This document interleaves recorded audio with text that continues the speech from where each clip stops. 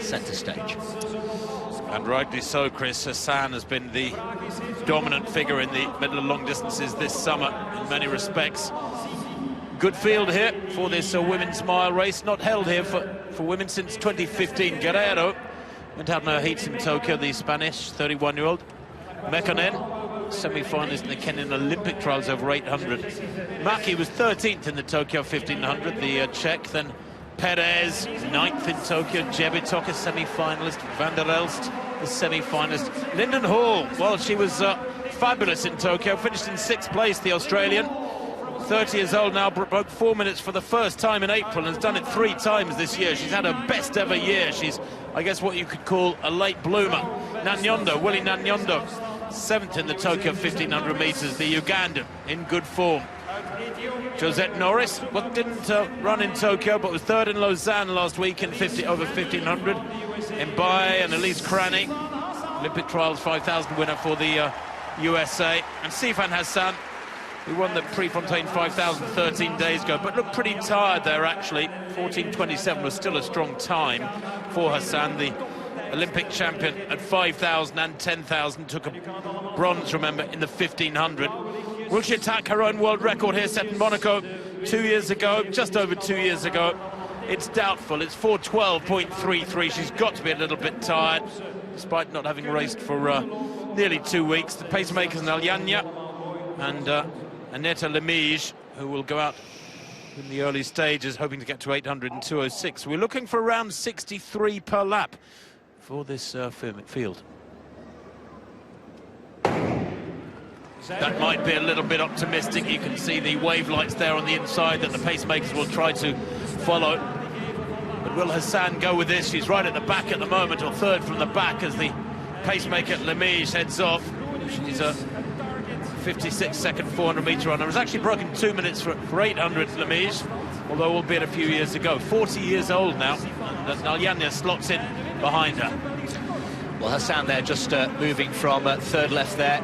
Interesting in her press conference, Tim, yesterday, saying that it's only really in the last couple of days or so that she's started to feel normal again after Tokyo. And let's remind ourselves, 6 races in 9 grueling days in Japan. It was a Herculean effort. It's bound to take a lot out of you, even for an athlete of the calibre of Sifan Hassan. Well, it was 2 years ago on the 12th of July in Monaco 2019 that Hassan broke the 23-year-old world record of Svetlana Mastakova of Russia. That was 4:12.56. Hassan, remember, running 4:12.33. And it was a bizarre race. She went out in 64 and 2:08 and came back with an astonishingly fast final lap. Her last 800 took her 2:01.9, and Hassan here going with the pacemakers, and a big gap developing already. Interesting, this form. Yeah, 62, just outside 62 for the first 400, so just inside the desired pace, and she looks up for it, doesn't she, Hassan? Let's not forget, 12 months ago, she was here breaking another world record, the 1 hour record, so she'll have fond memories of this stadium. But Hassan backing up her general temperament and general demeanour in the press conference yesterday. She looks as though she means business here. She does too. And right up with this pairing, the rest of them resigned to letting her go, of course, as she comes into the straight. We're looking here at 800 metres for a time of around 2:06. That would mean going through the half mile in about 2:07, give or take a few tenths of a second. And the pacemaking has been good. Certainly, Nalyanya takes her through there. Look at that, 800 metres, 2:04.97, a 62.9 second lap. It's very quick. Very quick indeed. The world record probably not on, but the meeting record, let's just flag that up as well. 4:16.71 set by Faith Kipyegon in 2015. That is there for the taking. Well, the fastest time in the world this year is a modest 4:25.9 by Norris, Josette Norris of the USA. That surely is going to go, but has Hassan got the legs? Has she recovered since Tokyo, since Prefontaine, where she still ran a strong 5,000 over this last 600 metres? Now Hassan has set herself up with a very fast, very aggressive first 800 metres. She's certainly on pace for the world record if she can maintain it through 3/4 and into the final lap. She's slowed a good deal, I think, over this last couple hundred metres. She's going to remember she went through, you know what, 2:04, just outside 2:04 at 800 metres. This third lap, and the last 100 to 150 has looked a little bit laboured. She goes through there now, Chris. 1200, 309. What about 65 seconds then to get inside the meeting record of 4:16? But she's looking good, looking very, very hungry indeed. Lengthening the stride, the shoulders still relaxed, and she looks very, very intent on this meeting record. This good crowd in the stadium, and isn't it wonderful to see the crowd's back, roaring her on. The world record holder chasing her own mark, remember, from some 2 years and 2 months ago, 12th of July 2019.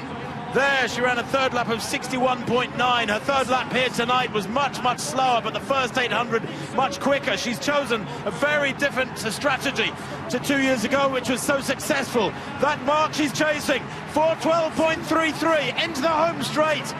She's got about 13 seconds to do. It's going to be tough.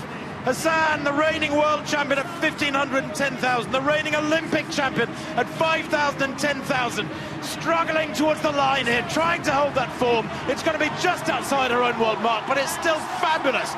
4:14.75. It's a new meeting record by almost 2 seconds. Faith Kipyegon's mark of 6 years ago is overcome by that run. A brilliant run from Hassan. Maybe that first half was a little too aggressive, a little too optimistic.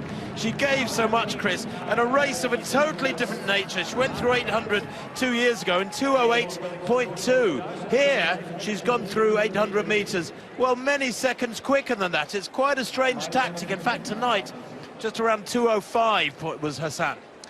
Well, it's the 4th fastest in history. That's how good it was from Hassan, and she just set her stall out, didn't she? Right from the off, excellent pacemaking. We need to pay tribute to the two pacemakers. I don't think there was any suggestion that she would be attacking her own world record. She ended up between the world record and the meeting record, but she's blown the meeting record to pieces. And that is, I think we can say, Tim, safely, that is a return to form of Sifan Hassan, who did look, I agree, did look tired in Eugene. Well, I think that was a world record attempt. We'll agree to differ on that, Chris. I mean, wow, when you said to go out that quickly, she must have been, what, 2:05.2, 2:05.3 at 800, call it 2:06 at the half mile. It was only that final lap, maybe the penultimate lap, actually, that let her down a little bit. I reckon it was about a 64. She went through 1,200 in 3:09.21. Yeah, it was about a 64.2, outside 64.2, that third lap after a couple of 62s. But still a brilliant run from Hassan, winning by a country mile there in 4:14.74. Second place, Embaye, 4:21.08. And Linden Hall, an Australasian record, third in 4:21.38. Of course, a personal best for Hall in third place. A brilliant close to this 2021 season continues. Hassan looks a little nonplussed with that. I think she really was chasing her own world mark. It would have been a lovely marker, so to speak, post-Olympic marker. There it is, confirmation of the 4:14.74 win for Hassan, winning by well over 6 seconds from Embaye and Hall. Pérez, a personal best. Cranny going well as well, with Norris in 6th.